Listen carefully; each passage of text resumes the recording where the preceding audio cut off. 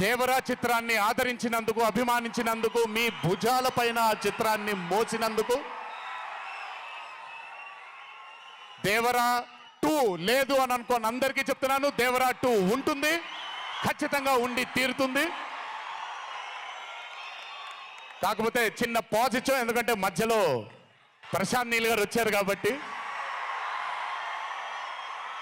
So మీ అందరికీ పేరు పేరున అందరికీ మళ్ళీ ధన్యవాదాలు తెలియజేసుకుంటూ, థ్యాంక్ యూ సో మచ్.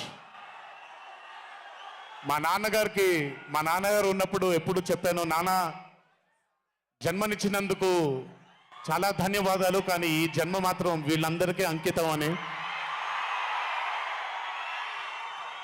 ఎంత చెప్పినా సరిపోదు. ఇందాక ఆ వీడియో ఒకటి చూశాను, కొంచెం గొంతు ఇదైంది, తడబడింది, తడిగా మారింది.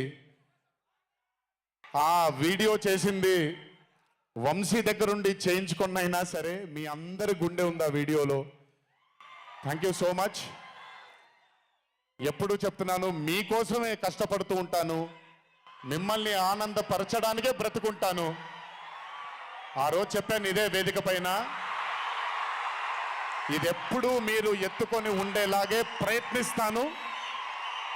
అప్పుడప్పుడు కుదరకపోయినా పర్లేదు, ఎప్పుడు కష్టపడుతూనే ఉంటాను మీకోసం.